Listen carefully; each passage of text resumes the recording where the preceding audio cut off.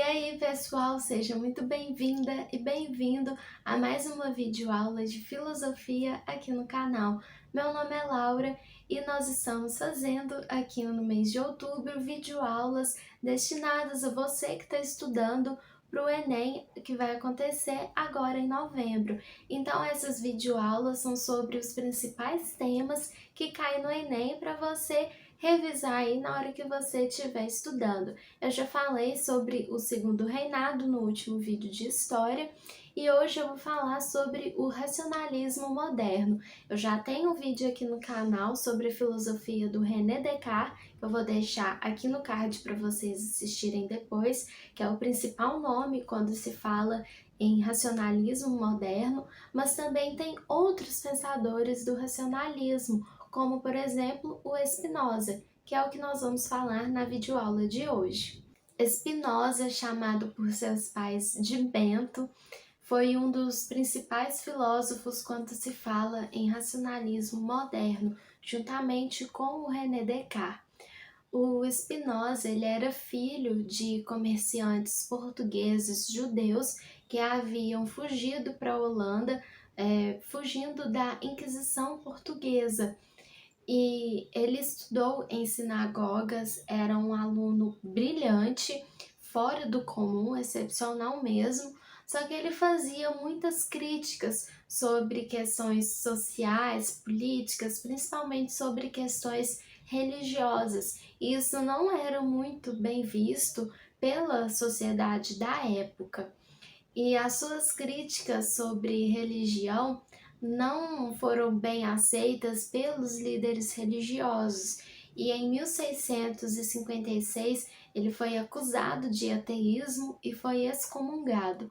Por volta desse período, um judeu fanático tentou esfaquear o Spinoza, dizendo que ele envergonhava a comunidade judaica. O Spinoza trabalhou a vida toda como polidor de lentes de telescópios e microscópios, um ofício que ele aprendeu na sinagoga. O Spinoza era leitor de filosofia medieval, de Platão, Aristóteles, Sêneca, Descartes e Epicuro. E ele também era um grande estudioso de matemática. O Spinoza gostava tanto da filosofia de Epicuro que adotou a filosofia epicurista como modo de vida, uma vida sem prazeres exagerados, viver moderadamente, né? Uma vida dedicada ao conhecimento. Se você quiser saber mais sobre a filosofia de Epicuro, vou deixar o link aqui no card de vídeos que já tem falando sobre o Epicuro. Todas as obras publicadas em vida do Spinoza foram publicadas no anonimato. Essa foi uma estratégia que ele adotou para evitar a fama e assim garantir uma tranquilidade para escrever as suas reflexões. Apenas Ética foi publicada após a sua morte e foi publicada com o seu nome. Além de Ética, suas principais obras foram Tratado Teológico-Político, teve também os Princípios da Filosofia de Descartes e Tratado da Correção do Intelecto. O Spinoza ele era um defensor da liberdade de expressão, que no século XVII era entendida como liberdade de pensamento e liberdade religiosa.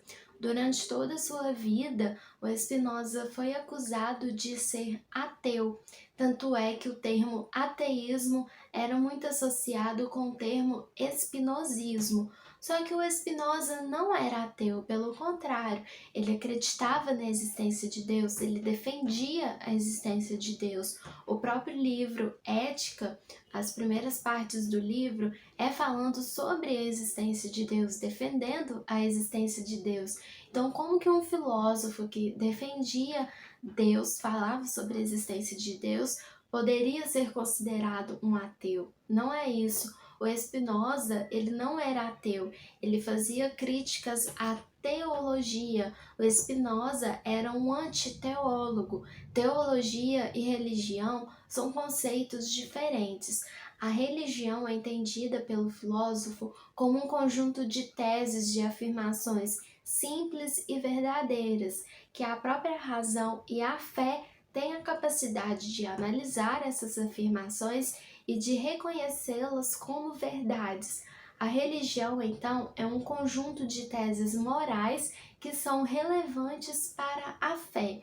Já a teologia é entendida pelo filósofo como um poder terreno que quer tomar posse da religião para dominar os fiéis, para exercer a influência.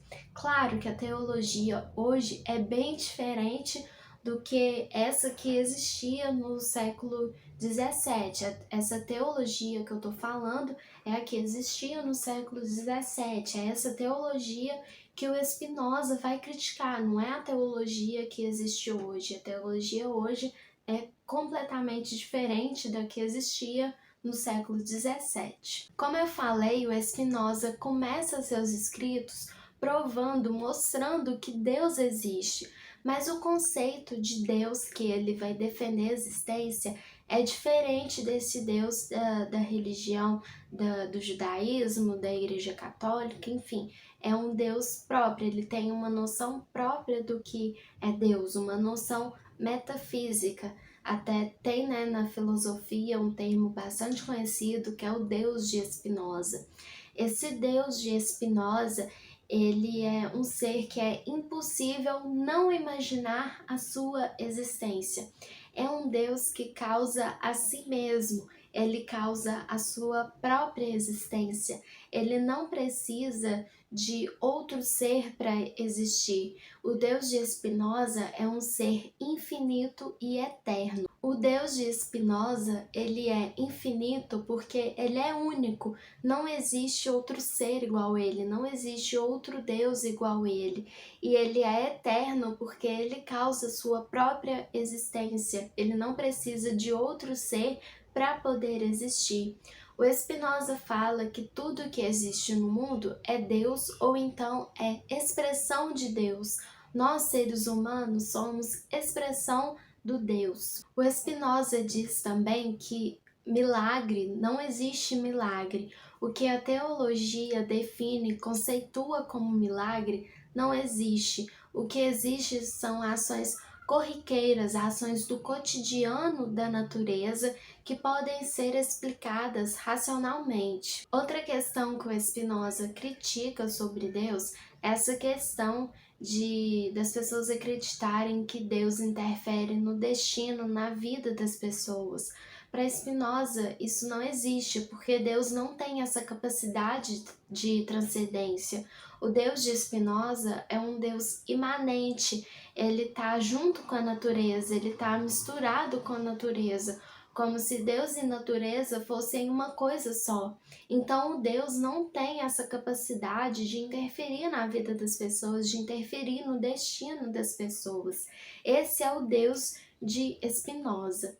Essa foi a videoaula de hoje, falando um pouco sobre a filosofia de Spinoza, o espinosismo, falando principalmente sobre o conceito de Deus de Spinoza, que é bastante famoso, conhecido na filosofia. Espero que vocês tenham gostado. Não esqueça de se inscrever no canal, de curtir esse vídeo, comentar, compartilhar. E também, se você se interessou por esse tema de Spinoza, filosofia moderna, filosofia do racionalismo moderno, eu vou deixar na descrição alguns links de livros relacionados a esse tema para vocês olharem depois e quem sabe até comprá-los. Vejo vocês terça-feira que vem com mais uma videoaula de história. Bons estudos, boa sorte no Enem, boa revisão nos estudos para o Enem e até mais!